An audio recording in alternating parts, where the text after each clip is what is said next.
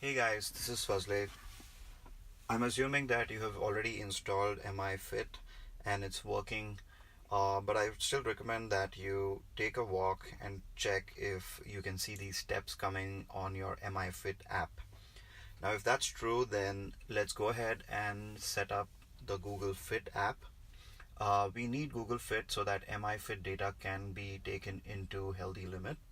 So let's just quickly install Google Fit and sign up. One thing we need to be careful about is that you use the same email address of Google that you used in MiFit app in the Google Fit app so that it can be linked automatically. So select the same email address, and then Google will want you to input some more information.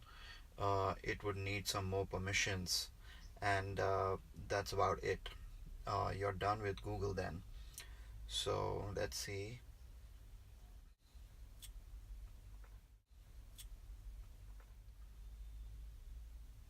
Right. So we're done with Google setup. Now let's just go back to the MiFit app and now create that relationship. So go to profile at the right bottom corner, select add accounts, select Google Fit, and simply click on add Google Fit and allow that. That's it. So now the relationship between MiFit and Google Fit has been successfully established. Now MI will be sending the data about your steps and sleep to Google Fit. So now we can go ahead and set up Healthy Limit. So open the Healthy Limit app. Next. Now here you need to choose whom you're setting it for, yourself or for your child. Enter the login information or a new sign up, and accept the terms. And here you need to select the MI, that is Xiaomi, and you simply have to select the same email address that you used in Google Fit and you're good to go. Right, allow this as well.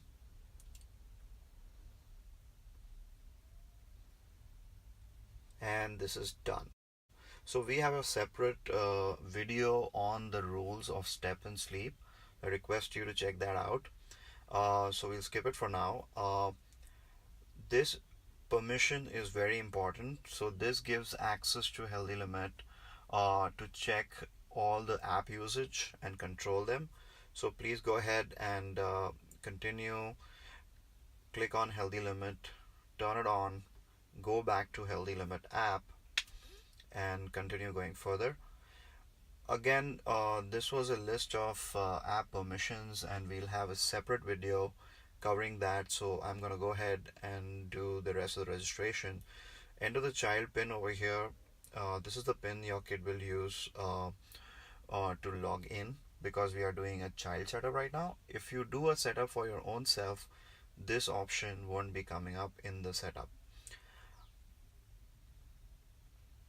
This is something which makes Healthy Limit undeletable.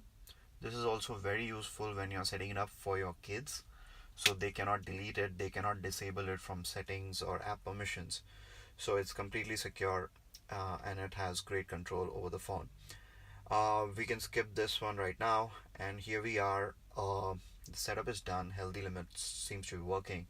Now all you need to do is swipe down to refresh and see if the numbers change, and it looks like they do. So thank you. We have successfully set up Healthy Limit, and I hope you enjoy using it. Thanks.